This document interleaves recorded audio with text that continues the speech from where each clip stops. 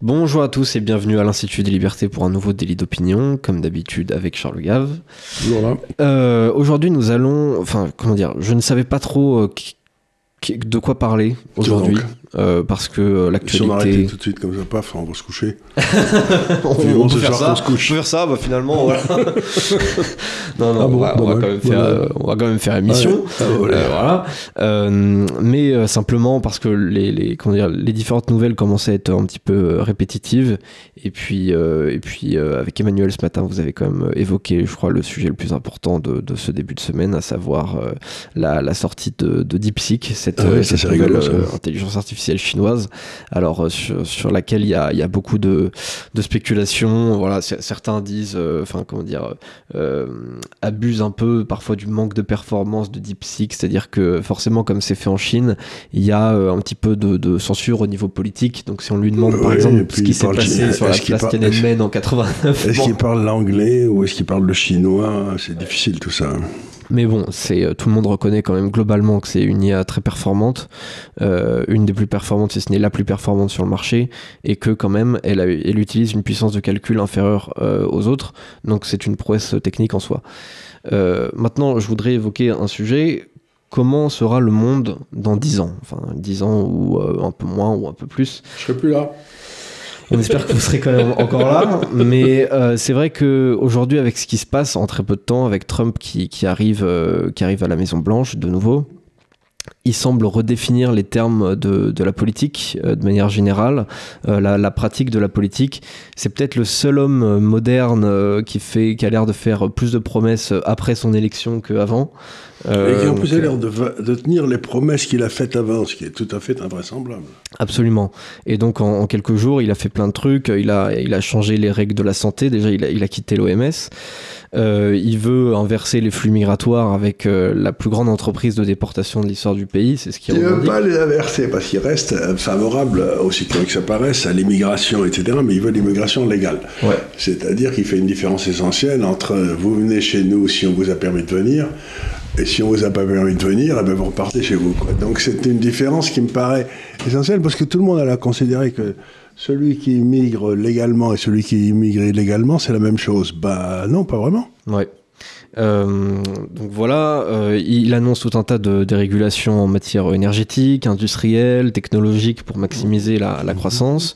Il veut diminuer les budgets militaires en ayant une armée plus efficace, on va dire par dollar. Ça me paraît pas une mauvaise idée. Voilà.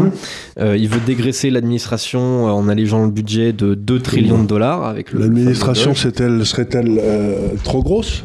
Oui. Vous voulez me dire qu'il y a des gens qui sont là, qui ne font rien, qui sont payés à ne rien foutre ou à emmerder les autres? Ouais, c'est un petit peu l'idée, c'est la mission d'Elon Musk. Je croyais que ça n'existait pas, ce genre de choses, que l'administration, les gens travaillaient toujours très bien, qu'ils avaient dans l'esprit, le bien commun, que bref... je sais pas, mais vous voyez, je trouve désolant que dans une émission sérieuse comme celle-là, on pense qu'il y a des administrations qui soient pas un peu gonflées. Moi, je ne donne pas mon avis, je ne donne pas. Je suis désolé qu'un homme comme Trump puisse penser des contre-vérités comme celle-là, quoi. Bah, il le pense en tout cas. Ce sera donc la mission du Doge. On voit que dès qu'il arrive en fonction, il y a une sorte de bras de fer permanent à l'international sur la question du canal de Panama, sur le Groenland, on va en parler un petit peu, même sur le Canada.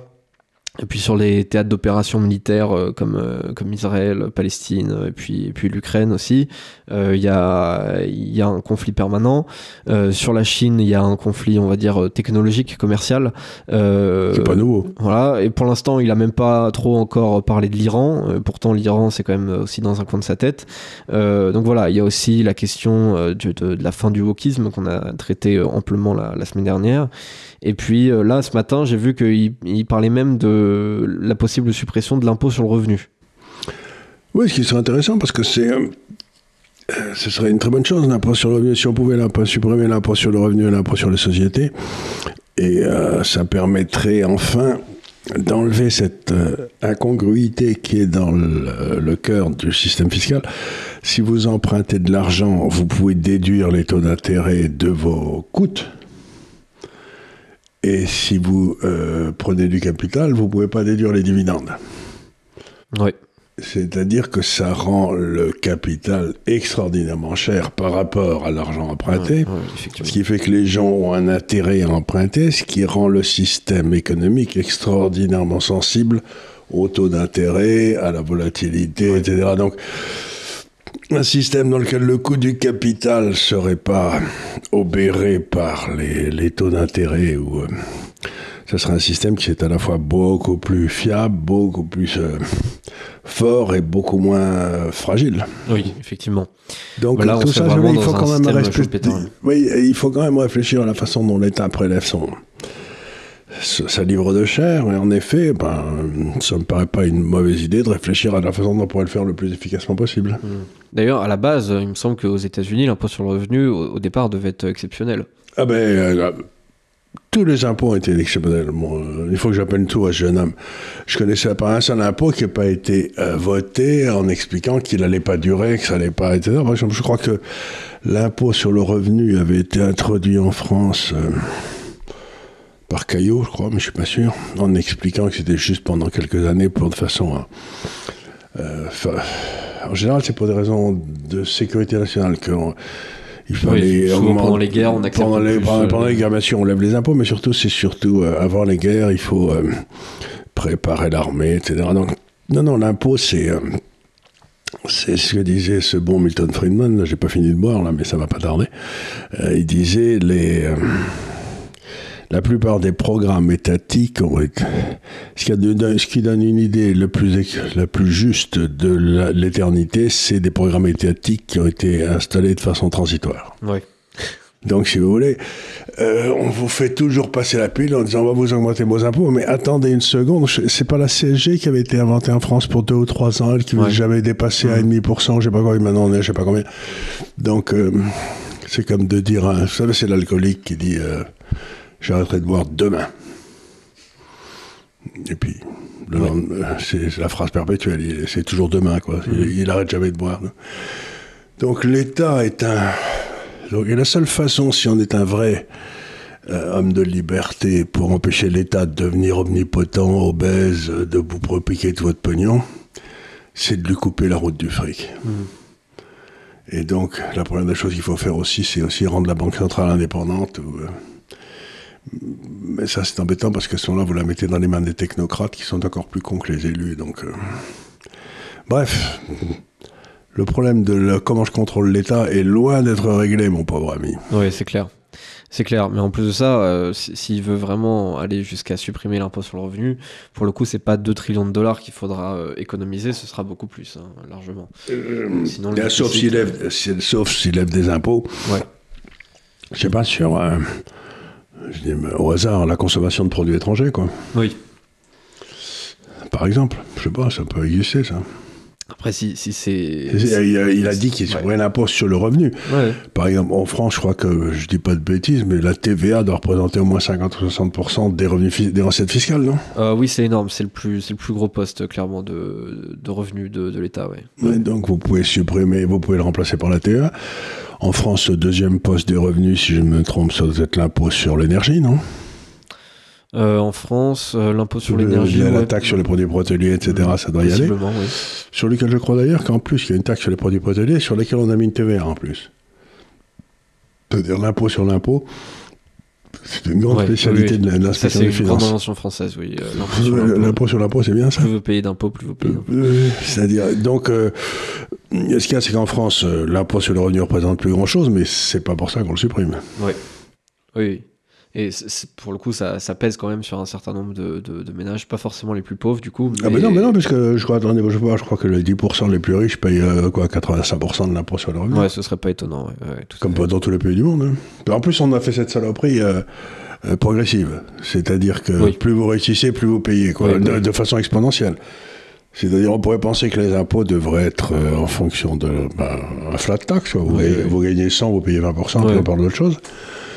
Non, si vous gagnez 100, vous payez pas rien. Si vous gagnez 200, vous payez 10. Et si vous gagnez 400, vous payez 60. Donc, on pénalise le type qui travaille bien par rapport à celui qui ne fait rien.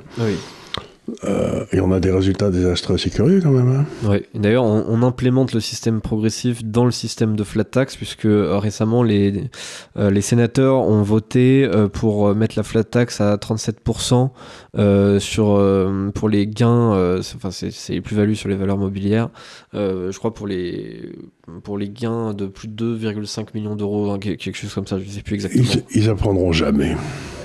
Remarquez, on peut dire ce qu'on veut, mais quand on voit un monsieur Larcher, on voit un homme qui est quand même en forme physique, mince, on sent qu'il vit petitement, il est gras comme un moine, il a l'air de bouffer comme des cochons. Le système de retraite du Sénat est l'un des plus extraordinaires. Les gens qui travaillent au Sénat travaillent, je crois, 28 heures par semaine, ont 4 mois de vacances. Donc, si vous voulez, on sent que là, pour ceux qui travaillent dans le Sénat, quand on voit M. Larcher, que la vie est dure. Quoi. Ouais, je pense que ce serait rentable pour les Français de les mettre en vacances de manière perpétuelle. Bon, il ferait moins de mal. Il ferait moins de mal. Ben, vous savez ce que disait... Décidément, j'ai beaucoup cité Milton Friedman, mais Milton Friedman, quand il gérait son argent, il disait « Moi, je ne mets de l'argent en bourse que quand le Congrès n'est pas en session. Ouais. » C'est-à-dire que dès qu'il y avait des gens qui étaient réunis à Washington pour discuter, ils vendaient tout, et puis ils attendaient, et puis dès qu'ils repartaient en vacances pour essayer de se faire réélire, hop, ils rachetaient, parce que quand ils étaient en session, ils ne savaient jamais ce qu'ils allaient inventer comme connerie. Ouais. Aujourd'hui, l'astuce, c'est juste de répliquer le portefeuille de ceux qui savent qu'ils vont avoir une connerie et qui vont là. Oui, c'est madame... Ouais. Ça élimine tout risque au moins. Mais peut-être que ça va moins marcher du coup pendant les années Trump, parce qu'elle aura un peu moins de visibilité, mais encore que, à mon avis, elle peut très bien s'en tirer quand même. Donc voilà, moi je vois un président quand même, alors déjà une présidence qui commence de manière radicalement différente de la première présidence, où il y avait énormément de gens dans la rue pour hurler, mais en revanche, Trump ne faisait pas grand-chose techniquement au tout début. Il avait rien pu faire, on l'a immédiatement collé des histoires dans les pattes. Son ministre de la Justice l'a laissé tomber en plein milieu, puisqu'il c'était un sénateur du Sud qui avait été acheté à cet effet, et qui a disparu depuis d'ailleurs.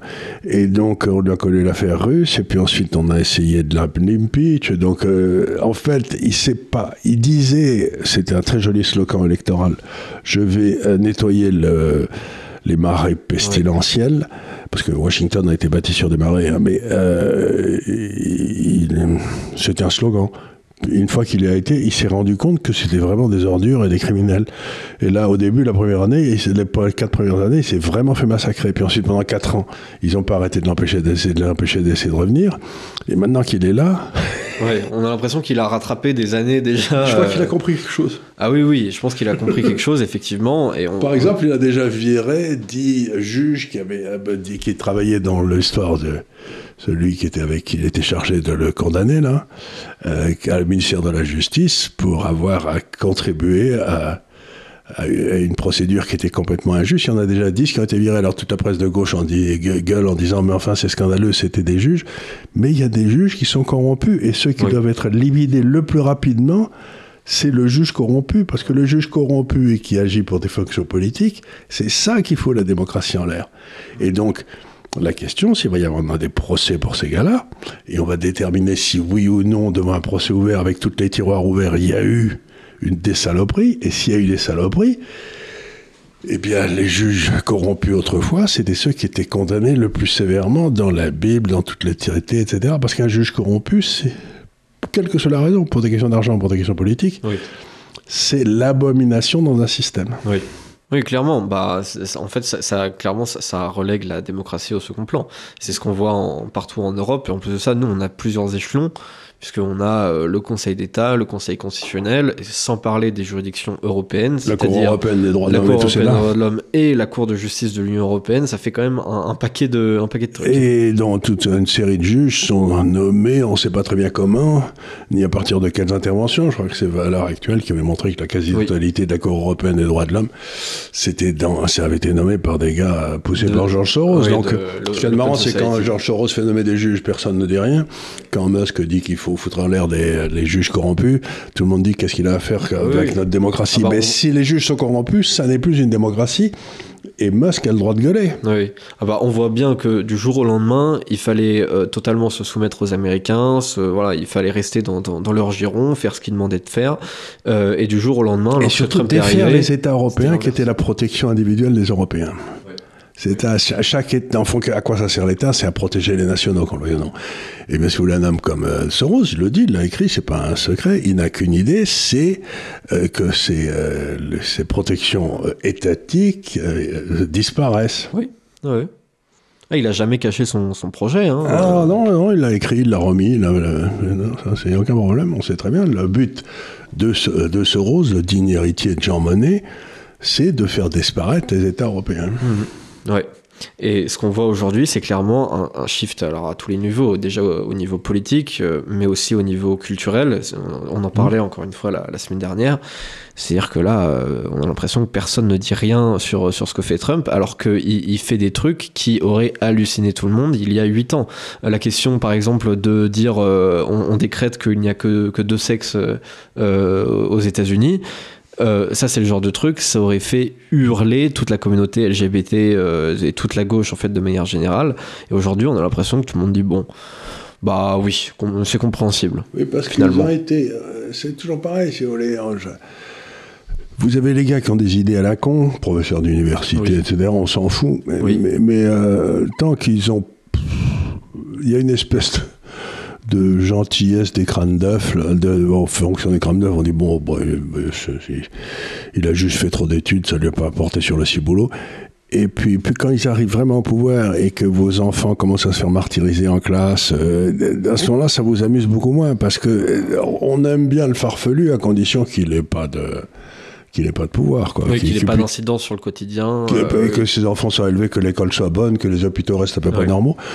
Mais à partir du moment où ils détruisent les écoles, ils détruisent ça finit par agacer le père de famille, quand même. Quand on commence à vous apprendre que votre enfant de 5 ans, on va peut-être le transformer en petite fille. Parce qu'il le demande. Voilà, parce qu'il a joué avec une Barbie après les cours. Moi, j'avais un frère aîné que j'aime beaucoup, et qui est toujours vivant d'ailleurs, qui avait 3-4 ans, il avait 18 mois de plus que moi.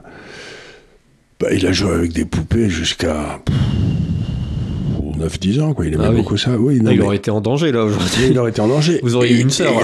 Il n'y avait pas un type qui était plus coureur que lui, quoi. Ouais. Donc il adorait les femmes, donc on l'aurait transformé en petite fille, et je crois qu'il serait senti un peu seul. Hein. Ouais, vous auriez eu une grande sœur. Oui, non, j'aurais pas une grande sœur, j'aurais eu quelqu'un de très malheureux, plein de produits chimiques, enfin bref, ça aurait été effroyable. Hein. Donc,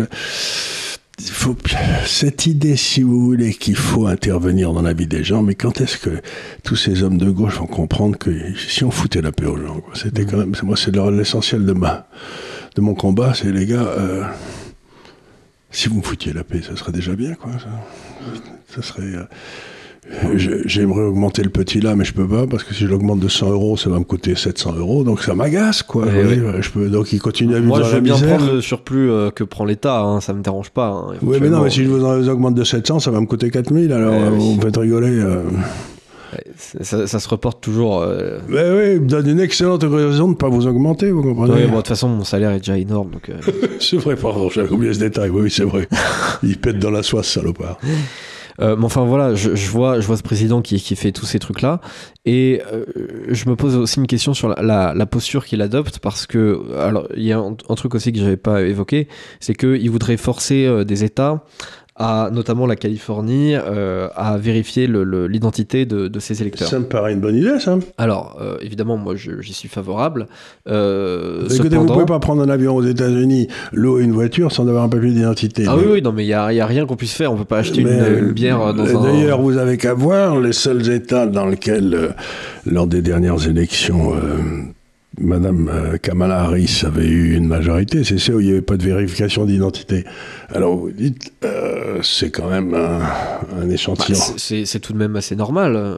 Non, donc on sent bien qu'il y a des gens qui ont voté, c'est comme en Corse, il y a des tas de gens qui votent, qui sont morts depuis longtemps, ou qui votent plusieurs fois. Enfin, c'est les beautés de la démocratie corse, qui est un truc un peu à part.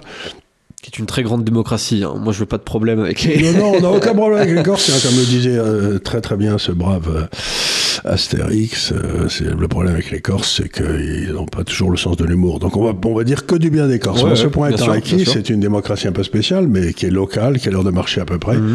Donc tout ça n'est pas méchant. Mais si j'analyse tout ce que fait Trump, d'abord... il y a quelque chose qui me fait hurler de rire, c'est qu'ils se foutent de la gueule de ceux qui l'ont... Oui. Pour se foutre de leur gueule, ils se foutent de leur gueule, mais c'est à mourir de rire. Oui, quand il parle à des journalistes un peu cons et tout, mais il les roule dans la farine. Ouais, donc, la première des choses, c'est le total manque d'humour que les gens qui le détestent ont vis-à-vis de Trump. Oui. Ce qui lui donne l'occasion de se foutre de leur gueule. Ça le rend d'autant plus populaire et ça rend d'autant plus impopulaire, justement, d'autant plus moins attractif, c'est un anglicisme, enfin bon, moins attrayant le camp d'en face, quoi, qui a l'air d'être un camp extrêmement morose. Et d'ailleurs il y a une sorte de paradoxe avec Trump, c'est que c'est dans la stature, c'est un chef d'État extrêmement sérieux, qui fait les choses de manière extrêmement sérieuse, mais qui le fait d'une manière légère. Globalement, en se foutant de la gueule de ces... par exemple, moi, le truc de dire aux Canadiens que s'ils veulent devenir le 51e des États-Unis, ils seraient les bienvenus. C'est à mourir de rire. C'est à mourir de rire, parce qu'il sait bien que, bon... Mais d'abord, ça, c'est drôle. Et puis ensuite, là, il va voir la maire de Los Angeles... Ouais. Après les incendies qui sont passés, il fait une réunion publique avec elle. Et bon, là... Et puis la maire dit qu'elle a fait tout bien, etc. Et lui dit, mais pourquoi vous avez baissé le nombre de policiers de 70 millions de dollars? Pourquoi vous avez baissé le nombre de pompiers de 80 millions de dollars? Pourquoi vous avez refusé que l'eau soit dans les réservoirs à cet effet? Sur les 350 camions de pompiers qu'il y a à Los Angeles, il y en avait à peu près 100 qui étaient en panne, qui n'étaient pas réparés. Et puis, ce qui est le plus rigolo, c'est que l'État d'à côté, ils ont essayé d'envoyer des camions de pompiers pendant que ça clamait, et que ça a été refusé en Californie parce qu'ils ne passaient pas les tests pour sauver la planète, vous savez, pour le CO2. Ah oui. Donc tout était en train de cramer. Les mecs, donc les camions de pompiers, je crois que c'était de l'Oregon, je ne sais plus quoi, qui étaient arrivés à toute allure pour aider. Ils sont restés tranquillement à la frontière pour pas polluer l'air de la Californie. Donc, et puis il dit, vous avez tellement, malgré ce que je vous avais dit de faire il y a plusieurs années, vous avez tellement augmenté, tellement les assurances en Californie, le coût des assurances vous avez tellement mis de réglementation que toutes les compagnies d'assurance ont quitté la Californie parce qu'elles ne pouvaient plus exercer profitablement. De façon rentable. Et il dit, vous avez ce que vous méritez. Ouais. Donc, oui, il a éclaté dans cette... Il a éclaté, la pauvre dame, elle est en pleurs, mais donc, c'est-à-dire qu'il a cette capacité extraordinaire de dire aux gens, bon, voilà les décisions que vous avez prises, et voilà quelle est la conséquence. La conséquence, et maintenant vous pouvez dire que non, c'est pas la conséquence, mais si, c'est la conséquence.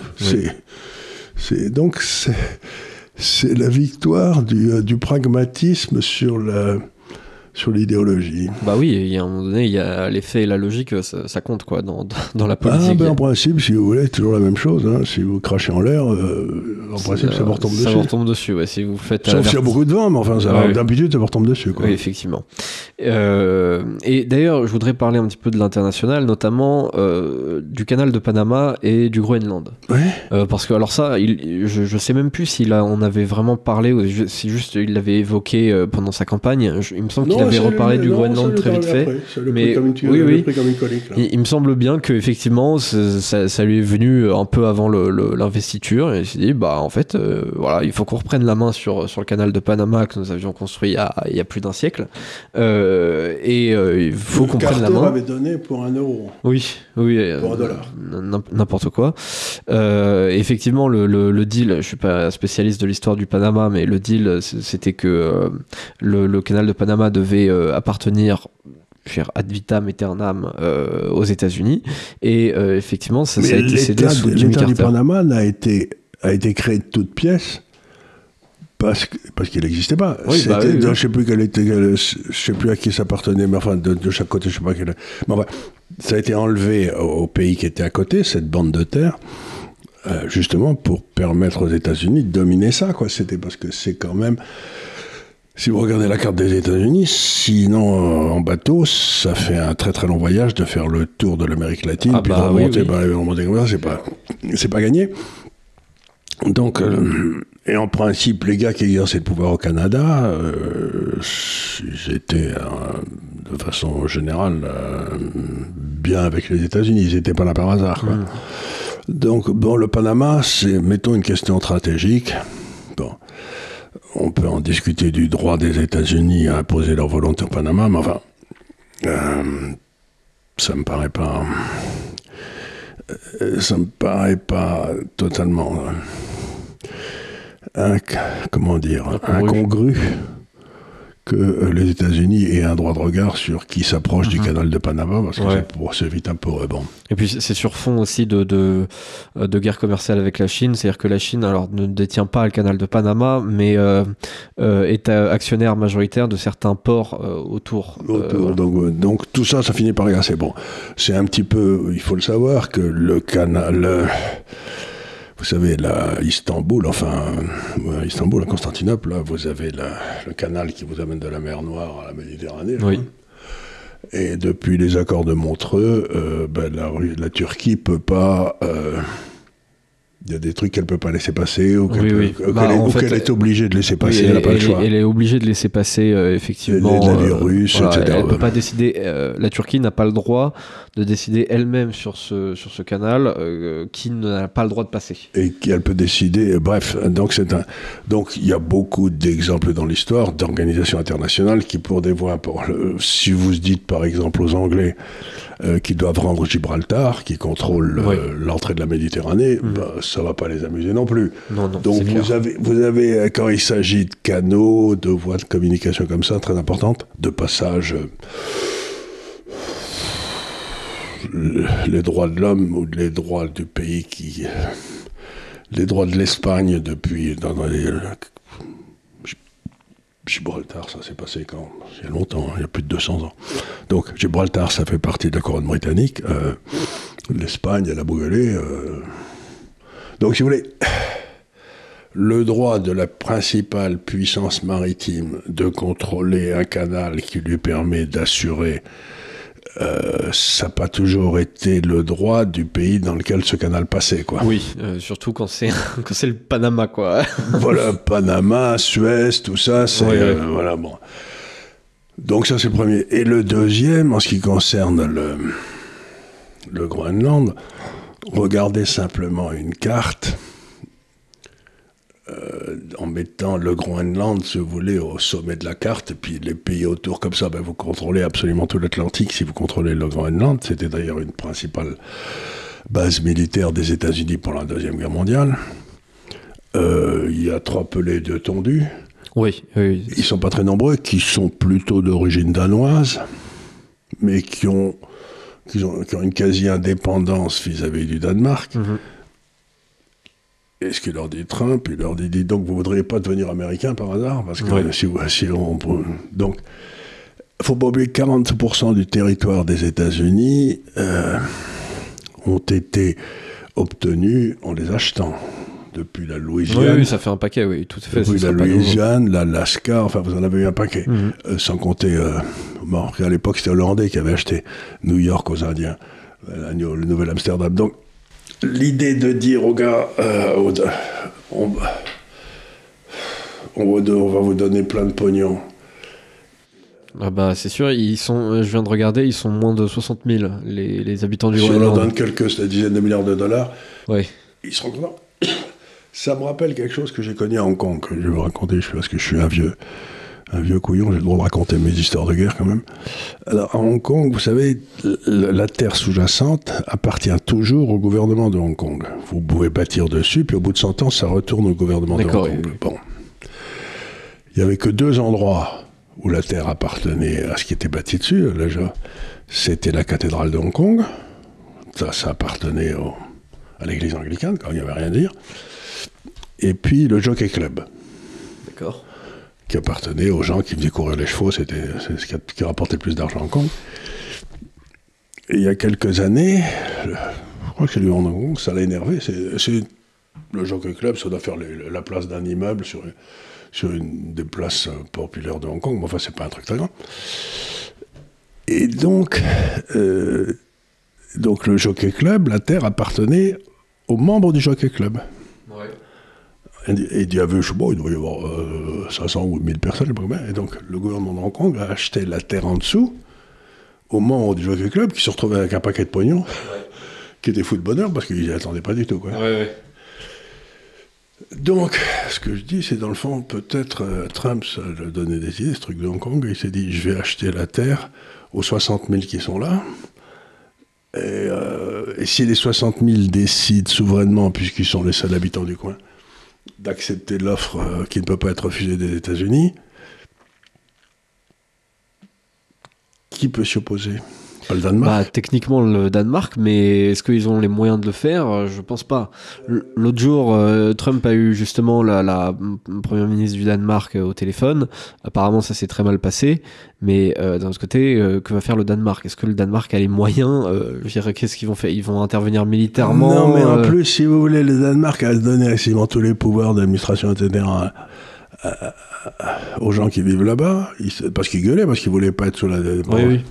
Donc, ils ont qu'à proclamer leur indépendance. Puis, ayant proclamé leur indépendance, ils trouvent que finalement, c'est dur d'être indépendant. Et qu'ils veulent rater. Donc, je veux dire, on a des vrais problèmes comme ça, de souveraineté. Oui. Est-ce que le Danemark est légitime à avoir la souveraineté sur le Groenland ? La légitimité, le truc, c'est que c'est un phénomène qui peut évoluer et qui est... on l'a vu. Qui est en partie arbitraire aussi, la légitimité. Il y en a qui trouvent que... Il faut décoloniser le Groenland. Ouais. Rendre le Groenland comment on appelle ça, l'émission idiote à la télé ? Au Groenland. Au Groenlandais. Au Groenlandais. Voilà. Les Groenlandais sont très bien. Le Groenland au Groenlandais.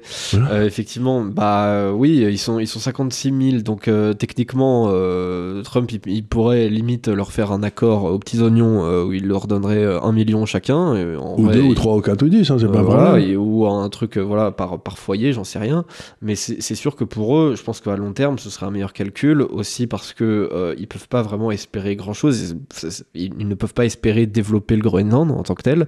Ils sont extrêmement dépendants du Danemark puisque ils sont pas autonomes d'un point de vue alimentaire, tout ça. Et puis qu'est-ce qu'ils font du poisson ? Qu'est-ce qu'ils font ? Voilà, évidemment. Alors le poisson, oui, ils sont obligés d'en prendre un sacré paquet. Et d'un autre côté, encore une fois, je ne dis pas que c'est bien ou que c'est mal. Il faut censé sortir de tous ces raisonnements. C'est que dans le monde dans lequel nous allons rentrer, il est certain qu'il va y avoir une chose qui me paraît tout à fait évidente, la forteresse américaine. Oui. C'est-à-dire que les États-Unis sont en train de se dire, cette histoire d'être le maître du monde, je ramasse que des claques, ça me casse les pieds, je vais me débrouiller pour ça coûte un pognon de dingue. Ça me coûte un pognon de dingue, ils sont même pas reconnaissants. Oui. Dès que je leur demande du pognon, ils se mettent à pousser des cris en disant mais comment. Donc, il est évident que les États-Unis vont vouloir faire une zone militaire complètement protégée. La question, c'est est-ce que ça ira jusqu'à l'Amérique du Sud ? C'est pas certain, mais en tout cas, l'Amérique du Nord et le Canada et le Groenland, ça fait partie de leur zone. Bon. Donc, ça va être une zone militaire américaine. Ça, qui va être essentiel. Le Danemark en fait pas partie. Mm-hmm. C'est-à-dire que quiconque attaquera le Groenland dans le futur attaquera les États-Unis. Mm-hmm. Mais la question, c'est est-ce que quelqu'un attaque le Danemark ? Est-ce que les États-Unis automatiquement sont... Si le Groenland appartient au Danemark, si on attaque le Groenland, on attaque le Danemark. Donc, si vous voulez faire une forteresse américaine, vous devez avoir le Groenland, quoi. Oui. C'est pas possible autrement. Mais je ne sais pas que ça va marcher. Hein. Mais je dis, en tout cas, ça veut dire des autorisations. Ça veut dire Panama et le Groenland, ça veut dire forteresse américaine, et vous n'allez pas m'emmerder dans mon territoire. Oui, c'est clair. C'est-à-dire, je m'en vais de partout ailleurs. Pour la première conclusion que je tire pour les 10 ans qui viennent, c'est les États-Unis vont se retirer de partout. Ils n'en ont rien à foutre du reste du monde. Mais est-ce qu'ils n'ont pas quand même leur sphère d'influence, ou alors ils vont pas... C'est-à-dire que, par exemple, je voudrais parler aussi de l'Ukraine. Il a une position assez tranchée sur l'Ukraine. Il n'envoie plus une arme. Il envoie plus d'aide militaire, d'aide machin. L'armée ukrainienne va se péter la gueule dans les 15 jours qui viennent. Mais oui, sauf qu'il veut quand même négocier de manière assez dure avec Poutine. Ça c'est ce qu'il dit, mais on va dire, vous coupez les armes, avec Poutine, je veux dire... Le petit Zelensky, il va être obligé de se dire il faut négocier tout de suite. Oui, mais justement, Zelensky se dit prêt à négocier. Il est pas complètement fou là-dessus. Et il semblerait que ce que Trump veut, c'est on accepte de filer les territoires déjà conquis dans les faits à la Russie, c'est-à-dire les territoires qui sont sous occupation militaire. Reprenez plutôt mon hypothèse, c'est-à-dire que j'en ai rien à foutre de ce qui se passe en Europe. Oui. Qu'il accepte pas, la Russie fera ce qu'elle veut. Donc il va faire des bruits pour dire moi je vais soutenir Zelensky avec les négociations, mais au fond de lui-même il n'en a rien à cirer.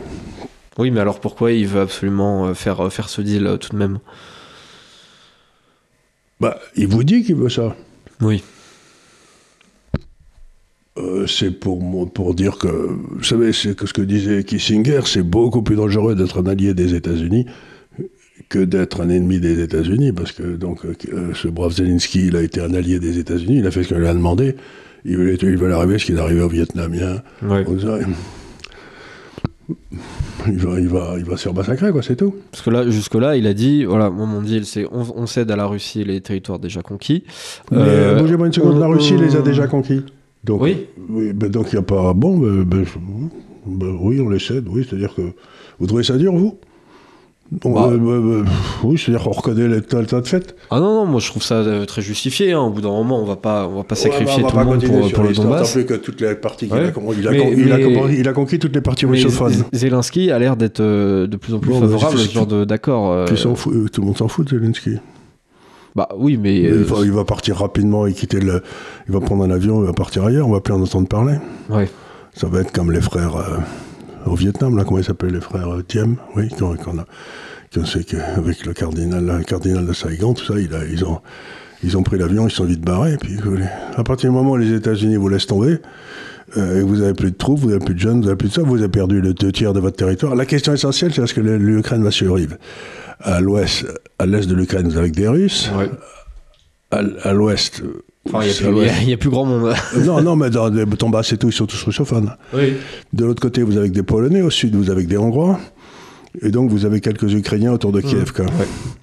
Donc, la question, c'est est-ce qu'on va permettre une petite principauté ukrainienne autour de Suède? Ou alors, est-ce qu'on va se partager la Pologne? Et comme on s'était partagé la Pologne, on va se partager l'Ukraine. Il y en a qui iront à la Russie, d'autres qui iront à la Hongrie, troisième qui iront à la Pologne, qui sont très contents. Ils vont récupérer la Galicie, allez. Les Polonais, ils sont très contents. Ouais. Donc, vous savez, quand l'Allemagne s'était emparée de la Tchécoslovaquie, oui. Les Polonais étaient très contents. Je crois qu'ils en ont pris un petit morceau d'ailleurs. Je suis pas sûr, mais je crois bien. Donc, ils n'avaient pas gueulé comme des Indes en disant c'était un scandale. Non, ouais. Les nations sont des monstres froids, disait De Gaulle. Oui, non, mais à n'en pas douter, c'est clair. Donc, essayons de continuer sur le truc parce que c'est une piste intéressante. Donc, allons vers un monde où les États-Unis vont dire je veux rester, je serai la puissance dominante, hein, puis vous ne viendrez pas m'emmerder, au milieu. Et personne n'ira parce qu'ils sont très puissants. Ça veut dire qu'ils laissent tomber l'Europe. Mais est-ce que ça veut dire la fin de l'OTAN? Évidemment. Parce que moi, j'ai pas l'impression que Trump veuille sortir de l'OTAN. En revanche, il veut que les pays européens prennent leur part. Mais donc, comme ils ne peuvent pas le payer puisqu'ils n'ont pas un rond, ils sont tous en faillite. Donc, à partir du moment où ils ne payent pas, ils disent on arrête. Donc, c'est le rapatriement de toutes les troupes américaines, les 970 bases qu'ils ont, allez hop, on ferme tout ça, on s'en fout. Donc, ça veut dire on a une forteresse américaine. À partir du moment où vous avez une forteresse américaine, vous allez avoir quelque chose qui est tout à fait évident, vous allez avoir une forteresse Chine. Oui. C'est déjà un peu le cas. C'est déjà un peu le cas, et ils sont en train d'organiser toute la région autour d'eux, etc. Donc, vous allez avoir une forteresse Chine qui sera bien établie. Et comme disait Lee Kuan Yew, quand même, le grand homme de Singapour, il disait aux Américains, ne nous cassez pas trop les pieds avec la Chine, parce que dans 2000 ans, elle sera toujours là à côté de nous, tandis que vous serez peut-être plus là, quoi. la géographie a son importance. Oui, c'est-à-dire le fait d'avoir des frontières communes, disait Lee Kuan Yew, nous, on va toujours avoir affaire avec la Chine, que vous soyez d'accord ou pas. Quoi. Ils sont là, quoi, donc on n'y peut rien. Bon. Donc vous avez le monde autour de la Chine. La question, qu'est-ce qui se passe pour le Japon? Bonne question. Est-ce qu'il va plutôt vers la Chine, ce qui paraît peu probable, ou est-ce qu'il essaye de se faire inclure dans la forteresse américaine? Mais ça m'étonnerait. Bon, ça va rester un petit peu à l'extérieur comme ça. Bon, ça, vous avez la forteresse américaine. Et alors maintenant, la dernière zone, il y en a une autre aussi, mais non, des fois, on en a déjà beaucoup parlé, c'est l'Inde. Il y aura donc une puissance indienne au milieu. Ça veut dire que l'Inde va beaucoup se développer militairement, ça c'est certain, pour asseoir son pouvoir sur l'océan Indien. Mm-hmm. Et l'Europe est le seul endroit où il n'y a pas de pouvoir militaire. Mm-hmm. Donc logiquement, ce que je dis depuis un certain temps, il n'y a que 2 pouvoirs militaires en Europe. C'est la Russie et la Turquie. Mmh. Et donc, dans les 10 ans qui viennent, la grande histoire, c'est qui va prendre le contrôle de l'Europe? Est-ce que c'est la Turquie ou est-ce que c'est la Russie? Mmh. Donc, le seul endroit où il y ait un doute sur qui va être le pouvoir dominant militairement qui va imposer, c'est l'Europe. Mmh. Alors, est-ce qu'il n'y a pas tout de même une possibilité, même s'il commence à être un petit peu tard, mais est-ce qu'il n'y a pas une possibilité que l'Europe suive un petit peu la trajectoire? Elle semble aujourd'hui plutôt vouloir y résister, mais est-ce qu'au final, elle ne va pas être contrainte de suivre la trajectoire que Trump est en train d'enclencher, c'est-à-dire revenir à de la bonne vieille réelle politique, on arrête de financer les éoliennes partout et on se concentre un petit peu 2 secondes sur l'avenir du continent? Oui, mais prenez un exemple aujourd'hui, je crois qu'il n'y a plus un seul pays européen qui est capable de faire de l'acier. Il n'y a plus d'acier en Angleterre, il n'y a plus d'acier en France. Ouais. Il doit rester encore quelques aciéries en Allemagne, mais j'en sais rien. Et il n'y a pas d'enfants, vous êtes d'accord avec moi? Donc vous n'avez ni acier ni enfants. Comment vous faites une armée? Peut-être avec les robots Tesla d'Elon Musk éventuellement. Oui, mais on n'en a pas. Mais il faudra les acheter, ça c'est pas... Il faudra les acheter, non, mais ce que je veux dire par là, c'est que...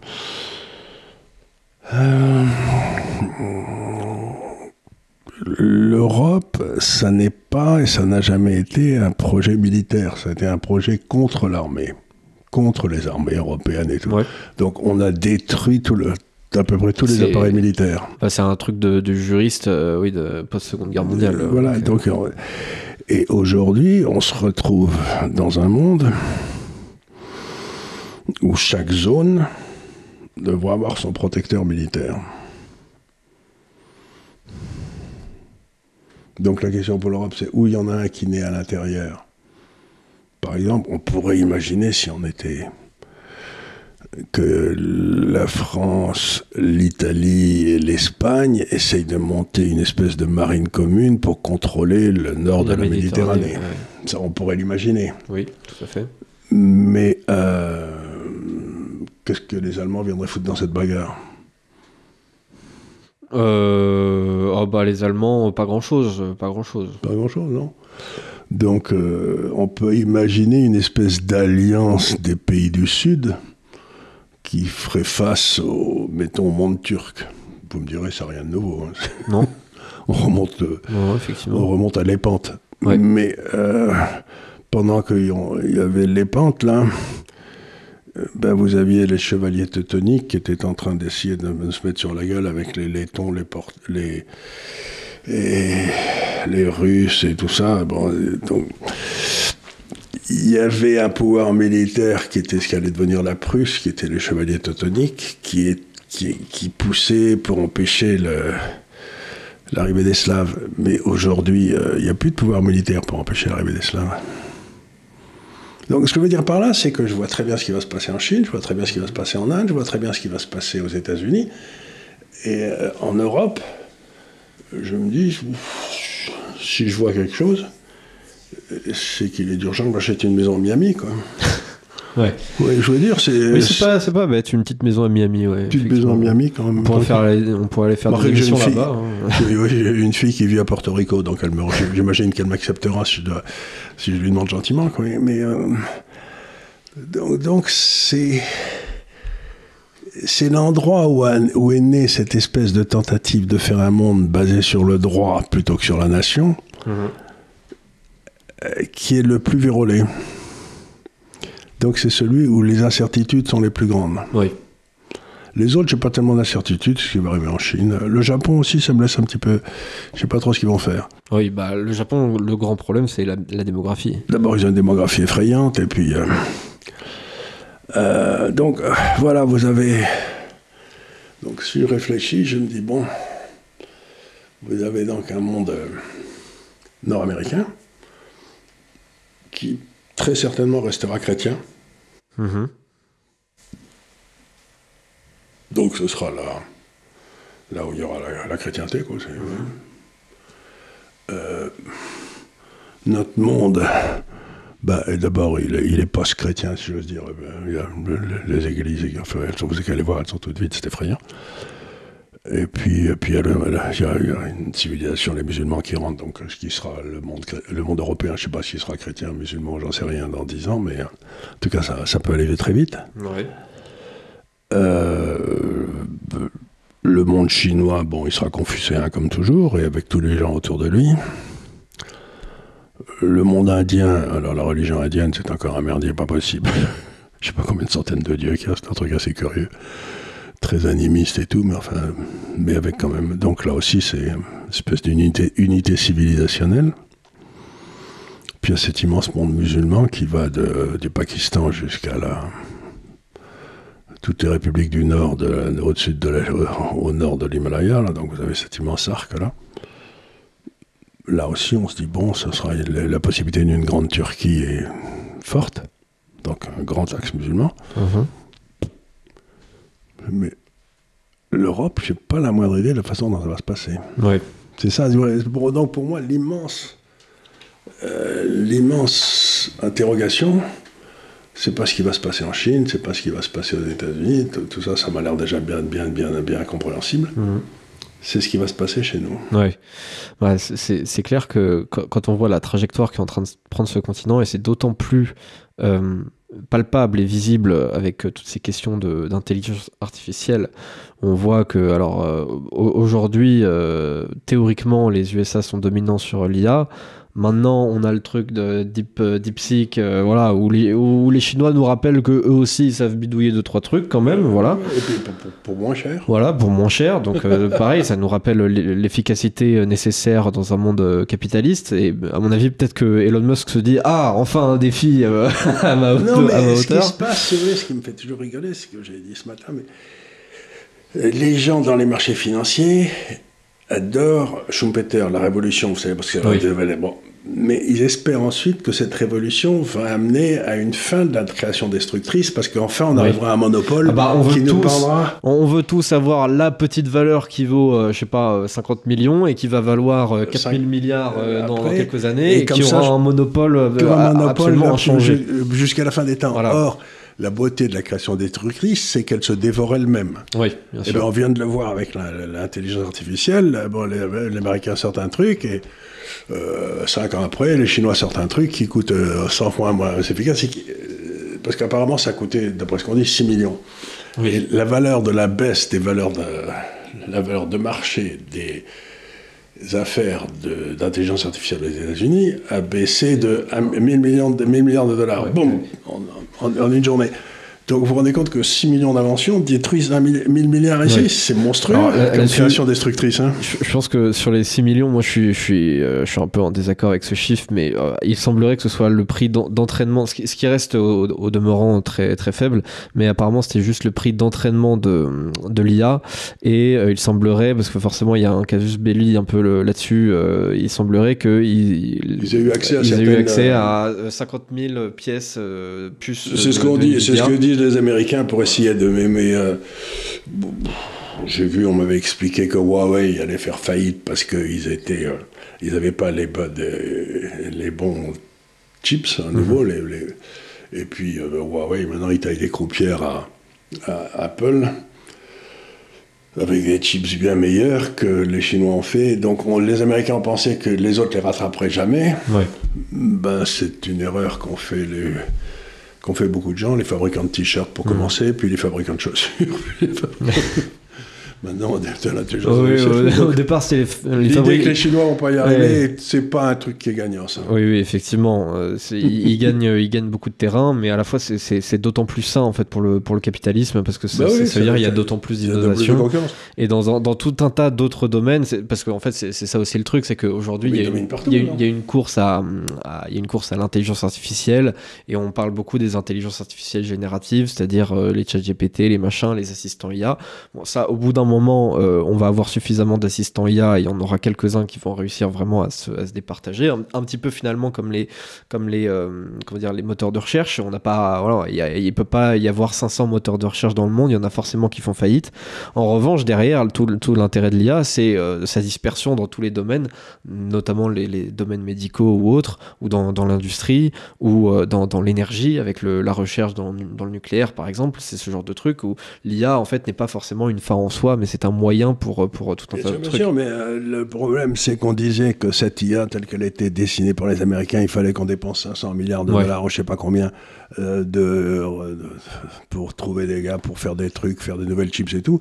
Et si les gars réussissent à le faire avec 6 millions, c'est un peu gênant.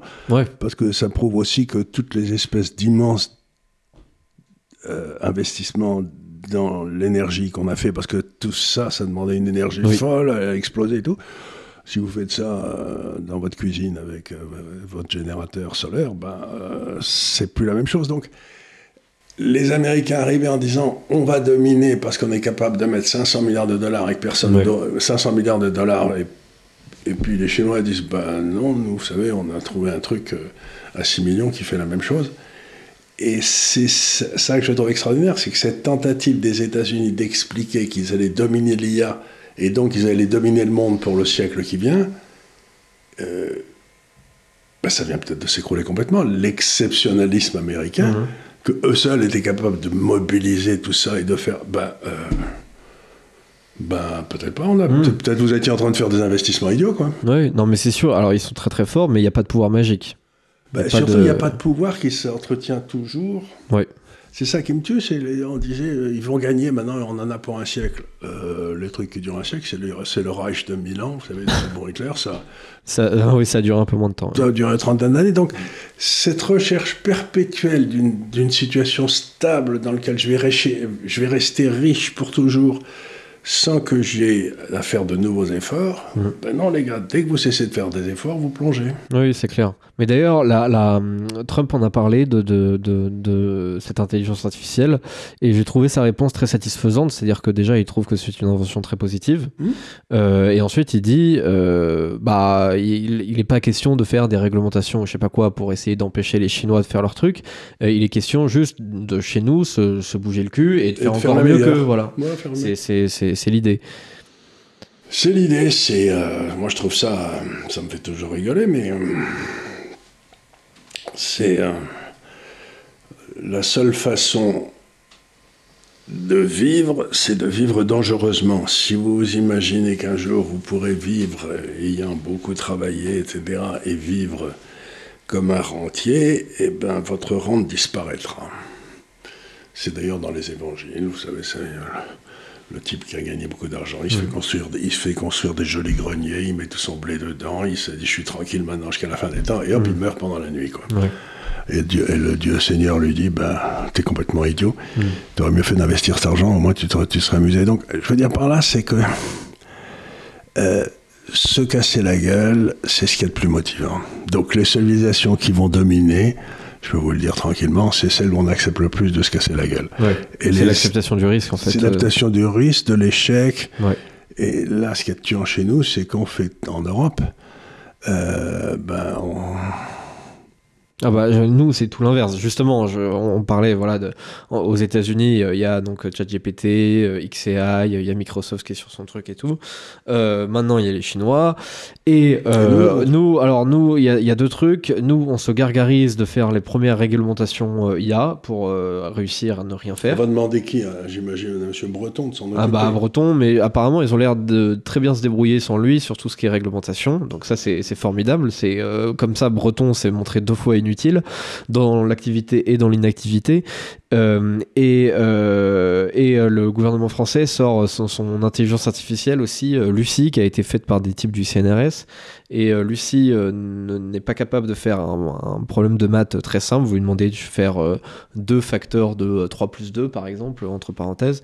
Et elle sera capable de vous faire un résultat qui n'a absolument aucun sens. Et voilà, ils ont déjà retiré l'intelligence artificielle au bout de même pas une journée, parce que c'était tellement scandaleux que... Enfin bref, voilà où on en est nous, c'est-à-dire un retard absolument colossal, et pourtant on a tout à fait les ressources humaines pour faire ce qu'il y a à faire. Je voyais un truc il y a pas si longtemps, c'était que les boîtes de tech françaises étaient valorisées à environ un total d'environ 500 millions de dollars en France. Et en revanche, les boîtes de tech fondées donc par des Français, mais qui étaient aux États-Unis, au total, elles étaient valorisées à 65 milliards, c'est-à-dire 130 fois plus. Voilà, donc même les Français sont plus performants. Oui, mais ils n'ont pas l'inspection des finances aux États-Unis, donc ça empêche beaucoup le développement des États-Unis, ouais. C'est certain.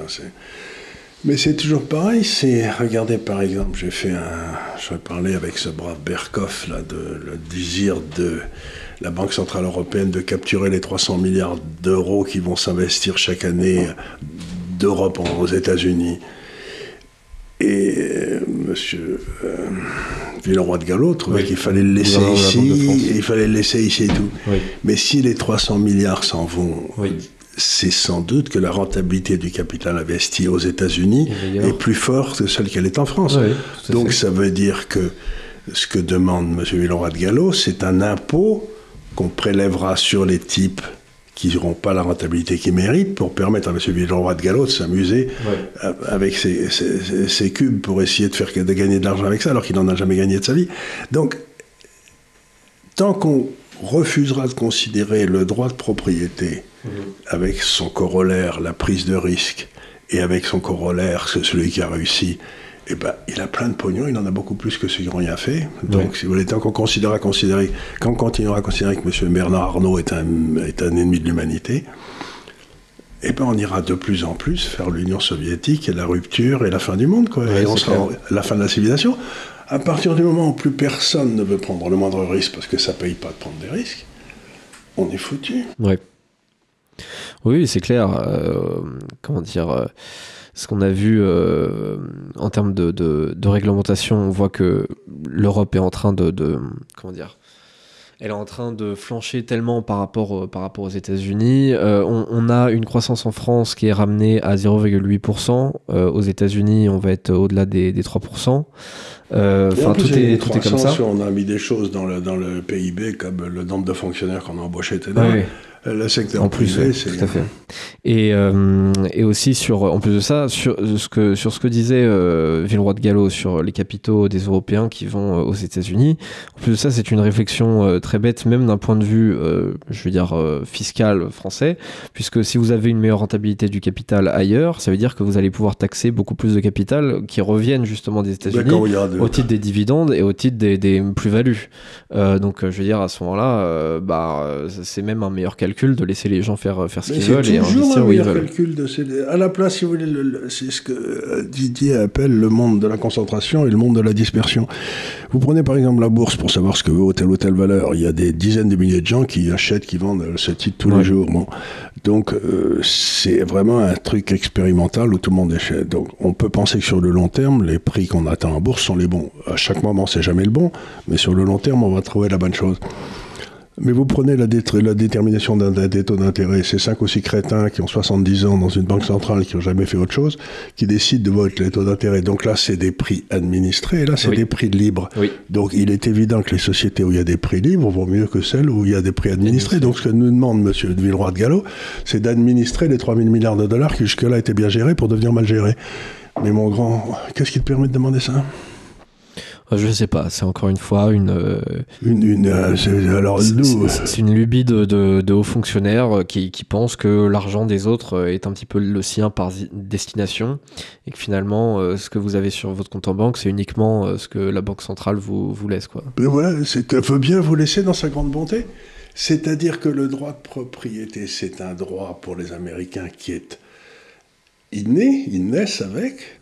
Et chez nous, c'est dans sa grande bonté, l'État nous laisse disposer d'un petit peu du produit de notre travail. Voilà. C'est pas du tout inné. Donc, ces hommes politiques, ces hauts fonctionnaires, ils pensent que dans le fond, le pognon leur appartient. Et j'ai eu des discussions avec des gars, ils me disaient, mais regardez la fortune française de je sais pas combien, il n'y a aucun problème avec la dette. Je leur ai dit, mais oui, la dette, c'est la dette de l'État, et là, c'est la fortune des Français. Oui. Ça n'a rien à voir. Ouais. C'est pas à l'État. Pourquoi ils ont été gérés comme des cochons ? Pourquoi aurait-il le droit de venir chercher votre pognon ? Ça montre juste que les Français gèrent beaucoup mieux leurs finances que leur État. Ben, c'est pas eux qui s'en occupent, oui. Ouais. Donc, si vous voulez, pour moi, la vraie question, pour répondre à la fin, pour finir avec ça sur votre question, c'est que je vois très bien quel est le processus de décision qui va amener aux solutions aux États-Unis. C'est la forteresse en Chine, en Inde. Le Japon, c'est un peu douteux. Dans le monde musulman, mais là, c'est un peu le bordel parce qu'ils ont du mal tant qu'ils n'ont pas un calife. Mais s'ils ont un calife, à ce moment-là, c'est les autres qui ont du mal. Et puis l'Europe, je vois rien. Donc j'ai une espèce d'immense trou gris. Donc quand j'essaye de réfléchir à ce que va venir l'Europe, j'ai aucune idée. Ouais. Est-ce que vous pensez qu'il y a quand même, cependant, peut-être quelques pays qui, eux, vont s'en tirer à titre individuel ? C'est ceux qui ont été le plus sous la pression turque pendant des siècles, c'est-à-dire la Pologne, la Hongrie, l'Autriche, qui se sont battus contre les Turcs, etc. Donc eux... Je vois réapparaître avec amusement un petit peu réapparaître l'Autriche-Hongrie. Oui. Comme si vous voulez. Donc, il est possible que l'Autriche-Hongrie, qui d'ailleurs tout le sud de l'Italie était l'Autriche-Hongrie aussi. Donc, si vous voulez, donc, il est possible que cette espèce de masse qui est dans le fond autour des Alpes, vous voyez, survive comme Europe. C'est peut-être là où l'Europe chrétienne va survivre. Oui, c'est une possibilité. Ouais. En tout cas, c'est là où, excepté l'Italie, c'est là où les taux de fertilité sont les plus élevés en Europe. Voilà, c'est pas non plus, ça casse pas le plafond, mais comment dire, comparativement aux autres, il y a une meilleure trajectoire, quoi. Voilà, donc c'est un monde qui est assez clair pour l'Asie, pour l'Inde, pour les États-Unis, puis un monde où il y a, on sait pas. Ouais. C'est ça, c'est un peu la grande inconnue à chaque fois. Enfin, les droites radicales qui ont un peu plus conscience de ce problème que les autres, mais encore ça dépend, sont en train de percer dans tout un tas de pays, mais ça prend beaucoup de temps et on ne sait pas en fait si même en arrivant au pouvoir. Et puis les droites radicales, moi je vois il y a deux droites en France, si vous voulez. Vous avez une droite, mettons, orbanienne qui serait. Et puis vous avez une droite maurassienne, j'ai encore lu quelques trucs de qui a une caractéristique extraordinaire. Cette droite, dont je ne citerai pas le nom, mais c'est qu'elle est païenne. Elle se rattache intellectuellement à la Grèce, et elle refuse complètement tout ce qui est chrétien. Et donc c'est des espèces de fruits secs sans aucun intérêt, qui ne comprennent rien au monde et qui ne comprendront jamais rien. Et donc je me dis, bon, le vrai problème de la France, c'est que notre droite a cessé d'être chrétienne il y a très longtemps. Et elle est devenue païenne, elle est devenue la logique grecque, et c'est tout. Mais il n'y a pas la morale à côté. Ils ont une logique et ils sont complètement inhumains. D'accord. C'est ça qui me surprend le plus, c'est toute cette droite. Je me dis... Ils ont un côté stérile. Oui, il peut y avoir de la stérilité. Oui, ils sont complètement stériles. Ouais. Par exemple, ils vous expliquent que le capitalisme a amené à une déperdition extraordinaire, qu'on est tous ruinés, qu'on est beaucoup plus mal qu'il y a 100 ans ou 150 ans. Mais il y a 150 ans, tout le monde mourait à 35 ans de faim. Donc ils sont complètement dans un monde... Ça, c'est quand on traîne un petit peu trop dans les bibliothèques et pas assez dans le vrai monde. Voilà, qu'ils n'ont jamais rien fait de leurs 10 doigts. Donc... Le problème de la France, c'est qu'on disait la droite la plus stupide du monde, mais c'est la droite la plus haïssable du monde pour moi. Parce qu'ils sont tellement inhumains, ils sont tellement imbus de leur propre supériorité intellectuelle que ça me rend malade. Moi, je pense qu'il y en a un paquet d'autres aussi, un petit peu dans le genre. ailleurs, mais c'est vrai que on a souvent l'impression effectivement d'avoir des camps politiques qui sont censés nous représenter et qui sont pas tellement. Par exemple, Roger Scruton aux États-Unis, c'était un type en Angleterre, au Royaume-Uni, c'était un type de droite parfaitement sympathique, écrivait merveilleusement, qui aimait la beauté, qui aimait l'histoire, etc. Et où est le Roger Scruton français, quoi? On a que des gars qui sont des historiens secs et non, si un petit peu Villiers. Villiers, c'était cette espèce d'appel à l'histoire, appel à... Ouais. Y a que... On pourrait presque rajouter Bock-Côté, mais techniquement, si vous lui dites qu'il est français, je pense que vous allez vous en prendre français, il vous en demandera pas trop. C'est si vous lui dites que vous êtes canadien. Là, aussi. Là, il fait peut-être carré. Il n'est pas canadien, il est québécois. Finalement, il est peut-être plus français que canadien maintenant. Maintenant, oui, j'espère que non. J'espère qu'il va garder son originalité, parce que pour moi, c'est essentiel. Voilà, donc, vous m'avez posé des questions, j'ai essayé d'y répondre. Donc, dans le domaine des capitaux, ça veut dire que vous aurez un droit de propriété qui sera raisonnable aux États-Unis, vous aurez un droit de propriété et donc les contrats doivent à peu près fonctionner aussi en Chine, en Inde probablement aussi. Avoir des contrats, des obligations, etc. en Europe, ça me paraît de la folie. Vous pouvez avoir que des droits de propriété. Que des droits de propriété. Vous pouvez rien avoir de contractuel. Donc, voilà, c'est ce que je me tue à dire, mais voilà, tout me confirme dans cette opinion. Effectivement. Ben voilà. On espère. C'est ce que me disait toujours mon moniteur de ski quand j'étais à Méribel et que je me cassais la gueule, ce qui m'arrivait fréquemment. Et il me disait, et voilà, vous avez encore fait une faute de cas. On espère quand même que, même si on ne voit pas tout à fait ce phénomène venir, mais on espère que l'Europe pourra... Oui, tout à fait, on va le suivre, ça c'est clair. Il se passe quand même de temps en temps des choses intéressantes, mais on ressent pas tout de même cette lame de fond, ce changement de paradigme hyper puissant que semble incarner Trump en ce moment. Madame Meloni. Voilà, non mais il y a des éléments comme ça qui sont très intéressants. Il y a des choses qui se passent aussi dans les pays scandinaves, alors même si eux c'est particulier, eux ils changent du tout au tout, mais ils font comme si rien ne changeait au fond, c'est-à-dire qu'ils restent des sociodémocrates scandinaves tout à fait classiques, mais ils gèrent quand même certains problèmes, ça va un peu mieux que chez nous. Et puis bon, là il y a chez nous où là carrément on a Bayrou, donc là il se passe pas grand-chose, c'est sûr.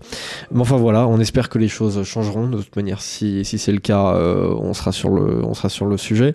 Et sur ce, je vous remercie bien sûr pour votre attention. Merci comme d'habitude. C'est possible, abonnez-vous à la chaîne, mettez les notifications, activez la cloche pour recevoir les notifications lorsqu'on lance les vidéos. Et sur ce, je vous dis à la semaine prochaine pour de nouvelles aventures. Et posez vos questions. Et posez vos questions aussi de temps en temps, voilà, effectivement. Merci beaucoup. Merci.